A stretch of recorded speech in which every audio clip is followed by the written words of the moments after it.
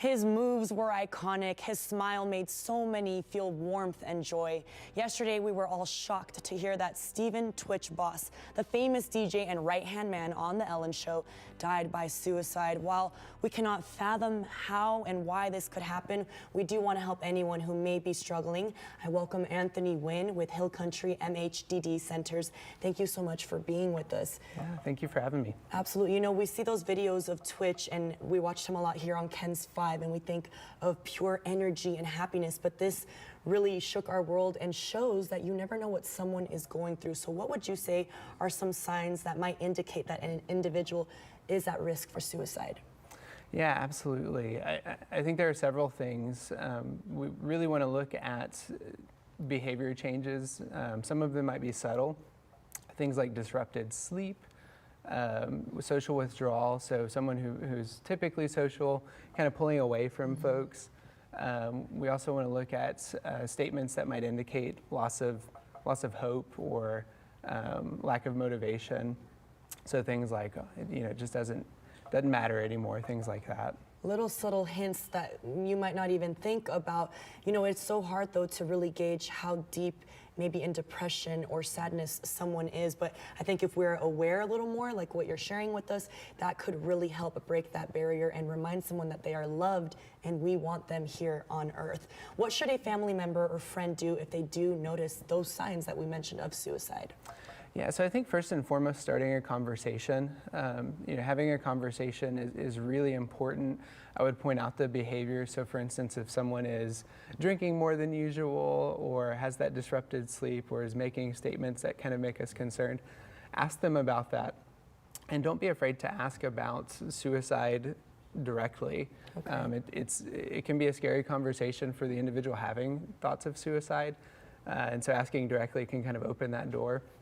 And then I think, if we need more help, right, we want to contact a professional. Something like the 988 helpline can be really helpful. There's the crisis text line. And then local mental health authorities all have a 24/7 crisis line for your county. And I know you also encourage people to text as well, because some people might not feel comfortable speaking about it, but at least they have those resources there. Now, like Twitch, it is so tragic to think he has a wife and children, and all of us who used to watch him on the Ellen Show. What about his family and people who may have gone through that same thing? What do you suggest? Where can families go if they have lost someone by suicide? Yeah, so I think the first suggestion I would make is to look at NAMI, the National Alliance for Mental Illness. They do a lot of great postvention work with families, individuals who have lost someone to suicide.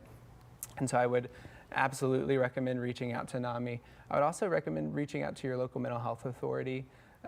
We've got services that we can provide individuals who have lost a family member to suicide. We can also help connect to other organizations that can help wrap around that support as well. And you have a lot of counties that you do help around here in San Antonio. So are those some of the strategies you would say, or is that separate, the strategies for coping with the loss of someone? Yeah, so the strategies are different. And I think the strategies in particular really have to do with general wellness, right? You want to stay in a routine, you want to eat well, you want to exercise well.